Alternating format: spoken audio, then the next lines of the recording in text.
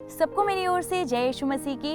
उम्मीद करती हूँ कि इस एडवेंट सीजन में, क्रिसमस सीजन में आपकी बहुत ही अच्छी स्पिरिचुअल तैयारी चल रही है क्रिसमस डे के लिए, यानी कि प्रभु यीशु मसीह के जन्म दिवस के लिए।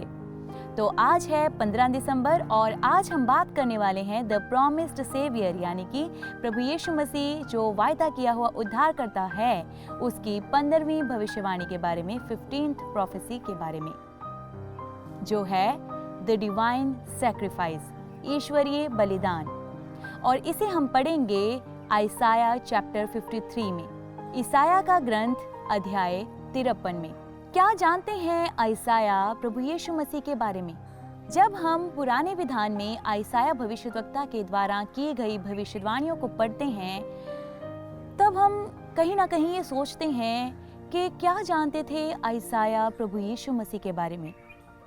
क्या जानते थे वो पवित्र बलिदान के बारे में, ईश्वरीय बलिदान के बारे में, डिवाइन सैक्रिफाइस के बारे में? जब हम पुराने विधान में आइसाया भविष्यद्वक्ता के ग्रंथ में प्रभु यीशु मसीह के बारे में की गई भविष्यवाणियों को पढ़ते हैं, तब कहीं ना कहीं हम ये सोचते हैं कि क्या जानते थे आइसाया प्रभु यीशु मसीह के बारे में? क्या जानते थे वो ईश्वरीय बलिदान के बारे में, डिवाइन सैक्रिफाइस के बारे में? क्या वो सचमुच ये समझते थे कि आने वाला कौन है? लेकिन फिर भी पवित्र बाइबल में सबसे ज्यादा भविष्यवाणियां जो प्रभु यीशु मसीह के आने से पहले की गई हैं, वो यशायाह भविष्यद्वक्ता ने ही की हैं। और सबसे ज्यादा हैरतअंगेज बात ये है कि ये सभी भविष्यवाणियां उन्होंने प्रभु यीशु मसीह के आने से 700 साल पहले की थी। तो आइए देखते हैं हम आज की भविष्यवाणी डिवाइन सैक्रिफाइस, ईश्वरीय बलिदान के बारे में, जिसे हम पढ़ेंगे आइसाया चैप्टर 53 में। तो सबसे पहले हम पढ़ेंगे आइसाया चैप्टर 53 वर्स 4 to 6। इसमें लिखा है, परंतु वह हमारे ही रोगों को अपने ऊपर लेता था और हमारे ही दुखों से लदा हुआ था, और हम उसे दंडित, ईश्वर का मारा हुआ और तिरस्कृत समझते थे। हमारे पापों के कारण वह छेदित किया गया है, हमारे कुकर्मों के कारण वह कुचल दिया गया है। जो दंड वह भोगता था, उसके द्वारा हमें शांति मिली है, और उसके घावों द्वारा हम भले चंगे हो गए हैं।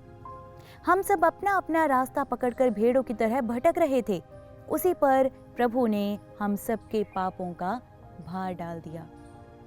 तो हम देखते हैं कि इस भविष्यवाणी में, यानी कि चैप्टर 53 वर्स 4 to 6 में, ईसाया बात कर रहे हैं उस पवित्र निर्दोष मेमने की जो बलिदान होने वाला था पूरी मानव जाति के लिए। क्योंकि जैसा कि हमने पिछले दिनों में भी बात की है कि जब अदन की वाटिका में आदम और हवा ने पाप किया था, तो उस समय उन्होंने अपने तन को अंजीर के पत्तों से ढक लिया था। लेकिन परमेश्वर पिता ने उनके तन को ढकने के लिए एक निर्दोष मेमने को वहीं पे बलिदान किया और उसके चमड़े से उनके तन को ढका था। तो हम ये देख सकते हैं कि जब आदम और हवा ने पाप किया, उसी समय परमेश्वर पिता ने निर्दोष मेमने के लहू को बहाने का फैसला ले लिया था, जो कि उनके पापों को ढक सके। और जैसा कि हमने बात की थी छठे दिन, यानी कि दिसंबर 6 को हमने जिस प्रोफेसी की बात की है, उन बलियों के बारे में जो पुराने विधान में लोग चढ़ाया करते थे, और उसमें से एक बलि थी प्रायश्चित की बलि, हमने बात की थी उस पर। तो उसमें हम देखते हैं कि ये जो बैलों और बछड़ों का लहू था, ये लोगों के पापों को ढक देता था, लेकिन जानवरों के उस लहू में ये ताकत नहीं थी कि वो इंसान के पापों को क्षमा भी कर सकें, वो उनको खत्म कर सकें।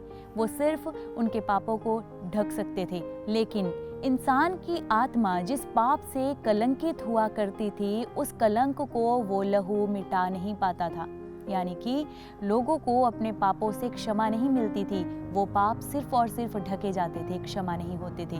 लेकिन हम ये देखते हैं कि परमेश्वर पिता ये पहले से जानते थे कि ये कार्य सिर्फ और सिर्फ एक निर्दोष मेमने का लहू ही कर सकता है, और वो निर्दोष मेमना स्वयं उनका इकलौता पुत्र था, जो है प्रभु यीशु मसीह, जिन्होंने अपने निर्दोष लहू के द्वारा हर एक के लिए और पूरी मानव जाति के पापों के लिए अपना कीमती और निर्दोष लहू बहाया। और इस मेमने की एक और खासियत थी, यानी कि प्रभु यीशु मसीह जो निर्दोष मेमने थे, उसके लहू की एक और खासियत थी।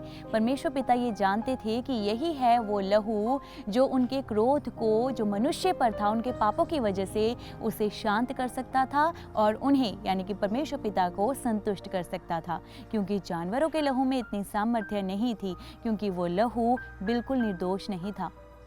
लेकिन प्रभु यीशु मसीह का लहू बिल्कुल निर्दोष लहू था, जो मनुष्य के पापों को न केवल ढकने और उन्हें क्षमा करने का अधिकार भी रखता है। एक और बात जो इस भविष्यवाणी के बारे में हम पढ़ते हैं नए नियम में, हम पढ़ते हैं रोमियो के नाम पत्र अध्याय 6 पद संख्या 23, letter to Romans chapter 6 verse 23। उसमें लिखा है, क्योंकि पाप का वेतन मृत्यु है, किंतु ईश्वर का वरदान है हमारे प्रभु ईसा मसीह में अनंत जीवन। तो इससे एक और बात क्लियर ये होती है कि प्रभु यीशु मसीह का जो पवित्र लहू है उसने हमारे लिए अनंत जीवन के रास्ते भी खोले हैं। इसमें लिखा है, क्योंकि पाप का वेतन मृत्यु है, यानी कि जो पाप हम करते जा रहे थे, पूरी मानव जाति जो पाप सदियों से करती आ रही है, जो आदम और हवा ने किया, जो इसराइलियों ने किया और आज की मानव जाति कर रही है, प्रेजेंट टाइम के लोग कर रहे हैं, उन सब पापों का वेतन मृत्यु है। लेकिन ईश्वर का वरदान है हमारे प्रभु यीशु मसीह में अनंत जीवन। प्रभु यीशु मसीह के डिवाइन सैक्रिफाइस के द्वारा, प्रभु यीशु मसीह के पवित्र ईश्वरीय बलिदान के द्वारा हमारे ऊपर से वो वेतन हटा दिया गया है, क्योंकि प्रभु यीशु मसीह ने अपने निर्दोष और बेशकीमती लहू को बहाने के द्वारा हमें उस पर विश्वास करने के द्वारा धार्मिक साबित कर दिया है। हम सभी पापी हैं, क्योंकि वचन में लिखा है कि सबने पाप किया और सब उसकी महिमा से रहित हैं। लेकिन फिर भी प्रभु यीशु मसीह के पवित्र बलिदान के द्वारा, डिवाइन सैक्रिफाइस के द्वारा और उस पर विश्वास करने के द्वारा, जब हम उस पर विश्वास करते हैं कि वो हमारा उद्धार करता है, उसने मेरे लिए अपने कीमती लहू को बहाया है, तब हम धर्मी गिने जाते हैं, तब हम धार्मिक गिने जाते हैं। हमारे अच्छे कामों की वजह से नहीं, लेकिन सिर्फ और सिर्फ उसके लहू पर और उस पर विश्वास करने के द्वारा कि वही हमारा उद्धार करता है। नॉर्मली आजकल जब बच्चों की बर्थडे पार्टी रहती है, तब वो क्या करते हैं कि जो बच्चे होते हैं वो अपने उस फ्रेंड के लिए जिसका बर्थडे है उसके लिए बहुत सारे अच्छे अच्छे गिफ्ट्स लेकर जाते हैं। और आजकल एक न्यू ट्रेंड चला है रिटर्न गिफ्ट का, और जिस बच्चे का बर्थडे होता है वो अपने सभी फ्रेंड्स के लिए रिटर्न गिफ्ट तैयार करके रखता है, वो चाहे कैसा भी हो। तो उस बच्चे की ख्वाहिश के अनुसार वो रिटर्न गिफ्ट उसके पेरेंट्स तैयार करते हैं। तो ऐसा ही है प्रभु यीशु मसीह का और हमारा रिश्ता भी। प्रभु यीशु मसीह और पिता परमेश्वर हमेशा हमें देते ही हैं, कभी भी वो हमसे कुछ मांगते नहीं। अगर वो चाहते हैं तो सिर्फ और सिर्फ हमारा जीवन, हमारी आत्मा को वो चाहते हैं, वो भी हमारे बेटरमेंट के लिए, कि हम सदा काल का जीवन जिएं स्वर्ग में और कभी मरे नहीं। हमारी जो रूह है वो कभी खत्म ना हो, वो नर्क में सड़े नहीं। तो ऐसे ही जब हम प्रभु यीशु मसीह को उनके जन्म दिवस पर यानी कि क्रिसमस पर एक अच्छा तोहफा देंगे, एक परफेक्ट गिफ्ट देंगे, अपने जीवन को आत्मिक रीति से तैयार करके, तो वो हमें कितना अच्छा रिटर्न गिफ्ट देगा। क्या कभी आपने ये सोचा है? तो सोचें इस बात पर और तैयारी करें इस क्रिसमस रूहानी तरीके से, एक आत्मिक तरीके से, स्पिरिचुअली अपने आप को ग्रो करें क्रिसमस डे के लिए, यानी कि प्रभु यीशु मसीह के जन्म दिवस के लिए। So stay happy, stay blessed, stay joyful. God bless you all.